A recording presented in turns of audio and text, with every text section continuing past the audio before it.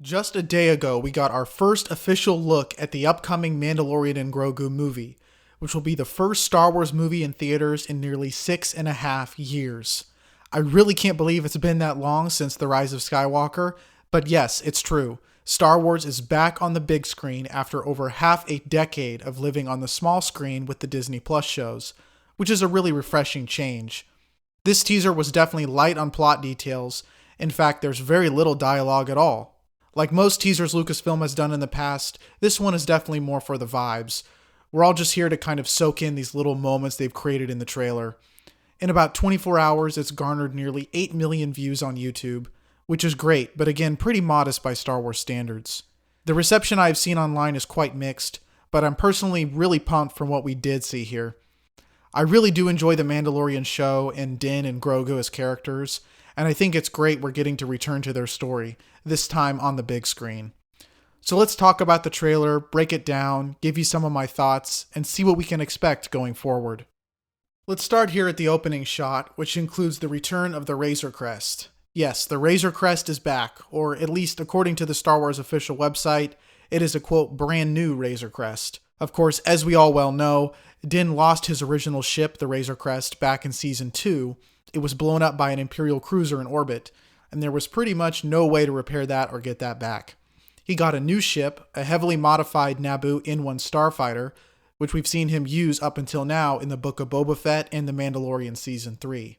So it seems that according to this trailer, Din has replaced his N1 starfighter with yet another Razor Crest ship. The Razor Crest has been described in the show as a very antique gunship model from the Old Republic era, so it's going to be interesting to see how they explain the way Din gets his hands on another one. And you can kind of tell it apart from his first one, because if you look, you'll notice a bunch of new yellow markings on the top of the hull. I'm glad to see this ship return. Even though this reintroduction of the Razor Crest kind of does take away a bit of the weight from that scene in Mandalorian Season 2, I think it's just a much more iconic ship for the Mandalorian compared to his N1 starfighter. It just seems like a much more appropriate starship for a bounty hunter like him. I mean, the N1 starfighter is really cool, and we do have some great dogfights and scenes with it, but like I said, I think the Razor Crest is just so much more iconic and appropriate for Din and Grogu to be flying around in. So you've got this shot here of the Razor Crest flying into a Delphi base, which is the New Republic outpost we saw featured in The Mandalorian Season 3. That's where we saw Zeb from Star Wars Rebels for the first time in live action, and he does appear again in this teaser and on the poster, so I definitely think he's going to play a pretty significant role in this movie. As a huge Rebels fan, I am very much looking forward to that. He was dearly missed in the Ahsoka series, so it'll be nice to finally have him return in what seems to be a pretty substantive role. In this trailer, we're also introduced to a couple of new characters. The first here played by Sigourney Weaver, who's supposed to play a New Republic official of some sort, who seems like she will be the one recruiting Din and Grogu to help out the New Republic.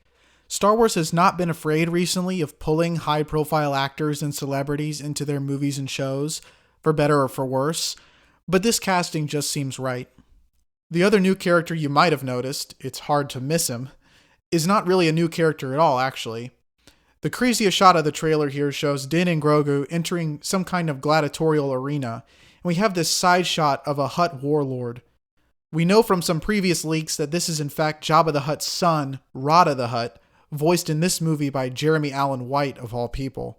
Clone Wars fans will remember Rada the Hutt as the baby Hutt Anakin and Ahsoka have to rescue in the 2008 Clone Wars animated movie. Never in a million years would I expect Rada to appear again like this, but here we are. This movie will likely take place around 11 or 12 ABY, so it's been about 34 years since we've last seen Rada.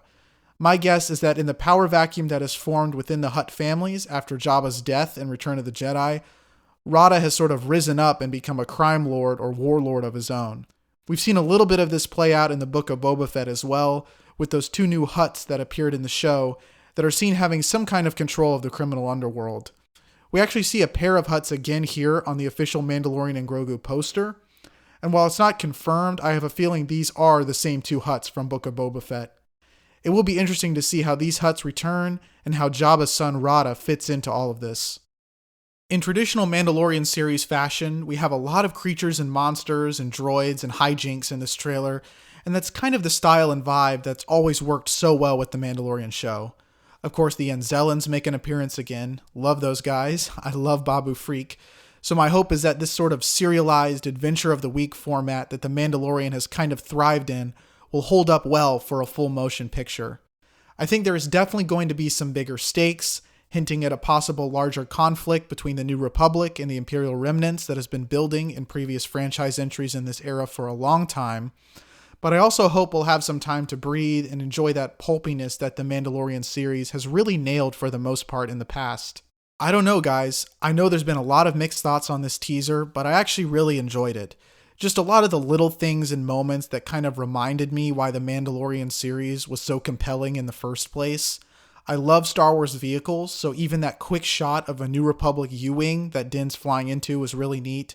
Even the shot of him flying against what I think may be vulture droids will be a cool addition as well. There's even that one shot on Din's feet in the water, and you'll see in the reflection a few signs in Aurebesh. People online have already pointed out that this sign here is actually an advertisement for the Halcyon, better known to us as the cruise ship from the now defunct Disney Galactic Star Cruiser hotel experience. Say what you want about that experience and its eventual demise, but the Halcyon has appeared in a number of other Star Wars stories, so it's neat they're including some of these details and callbacks. And of course, I think the highlight for most people in this trailer were those shots of the walkers on some kind of snow planet. There does exist at least one other trailer for this movie that was shown behind closed doors at Star Wars Celebration Japan earlier this year. While I did attend Star Wars Celebration Japan, I was not in the Mandalorian and Grogu panel. I didn't win a lottery, so I missed out on that first teaser they showed. But according to people who did see it, we know there was an extended scene of Din fighting some snowtroopers, which is very likely in some way connected to the sequence we see here of Din flying out of the manhole of the AT-ATP. Yes, you heard me right. These walkers we see here are not actually the same AT-AT classic walkers you might know from the Battle of Hoth. These are actually what we can assume are AT-ATPs, or all-terrain armored transport prototype models. These were first seen in Star Wars Rebels as a kind of first or earlier iteration of the standard AT-AT design that the Empire eventually adopted. Their reason to appear here in the New Republic era is unclear, but it could be the case that the Imperial remnants Din and Grogu are fighting here in this movie are being forced to use old and even outdated stocks of vehicles and equipment from the Empire. Given what they've started to incorporate with the Imperial Remnant and the Shadow Council, again, I am kind of hoping that this movie will offer some bigger stakes between these holdout groups of the Empire and the New Republic, possibly leading into the larger conflict we can expect to see in Ahsoka Season 2 and Dave Filoni's Thrawn movie that's in the works. While I do expect some larger battle between them, given that they're working with a movie budget versus a series budget, I think they'll still save a lot of the bigger character and story moments for Ahsoka Season 2 and Filoni's Thrawn movie that's coming down the pipeline. Now, what does kind of leave me wondering a bit is how they've positioned the setup for Din and Grogu here for this movie. In a strange way, we've kind of returned to the status quo from before the end of the second season of The Mandalorian. Din and Grogu are together like they've never been apart. Din's basically got his original weapons and ship back, and he's back in the saddle again as a gun for hire. I don't want to say that it literally feels like the Book of Boba Fett and Mando Season 3 never happened, but you do have to wonder what the point of all that character development that had been brewing for Din and Grogu was. Obviously, Grogu has officially made that choice to not train with Luke and become a Mandalorian instead, and Din's stance on the New Republic has changed pretty dramatically since we first got to know him. I don't think Din Djarin from Season 1 or even Season 2 would be sticking his neck out for the galaxy and taking on the Empire like this if he hadn't gone through what he did in Mando Season 3. But it does leave me wondering if this kind of reversion back to a lot of the original story beats for him is Lucasfilm's attempt at a sort of course correction for the series that seemed to have lost its way a bit in Season 3. Overall, this trailer really just feels like a trailer for Mandalorian Season 4, which is a good thing and a bad thing. According to inside sources, there was a decision some time ago to turn the script for a Disney Plus Mandalorian Season 4 into a feature film. We've kind of seen Lucasfilm lean away from the Disney Plus shows and move back into the film space, which I'm definitely on board for. It's kind of the opposite of what they did for the Kenobi series, which was initially supposed to be a movie, and then they stretched out the script into a 6-episode series. I think the Kenobi show did suffer from that, where it really did feel like they were padding for time in a lot of places. This movie will be the opposite, where they're likely turning what was originally a season-long script into a single feature-length film. I really do enjoy the Mandalorian series, especially season 1 and 2, and by all accounts, this trailer suggests that the movie will feel a lot like the series. My hope is that this will just feel like a really great, higher budget, longer episode arc of The Mandalorian. You can tell by the other promotional images and the poster we've seen, they're really leaning into this very stylized, almost spaghetti western aesthetic to the whole movie. I love how we're seeing Star Wars kind of bring back a lot of these stylized logos and posters, as opposed to kind of what we're used to seeing in these big cinematic promotional artworks we typically get from Star Wars. It seems like they know what they want to convey here with The Mandalorian and Grogu, which is just action, adventure, grit, and fun. I know there's been a lot of chatter about the trailer, a lot of mixed feelings, and I think we should not be expecting some kind of galaxy-shattering, massively consequential movie out of this. I think they're saving that for Filoni's Thrawn movie and whatever other new movies are in the works down the line. I think the Mandalorian and Grogu movie will be just that, a Star Wars movie featuring the Mandalorian and Grogu on a classic Star Wars adventure. And for me, that's enough. Again, this is only the first teaser. This is really geared towards general audiences and casual fans to get some hype going in the general public. I'm sure we can expect additional trailers and information down the line.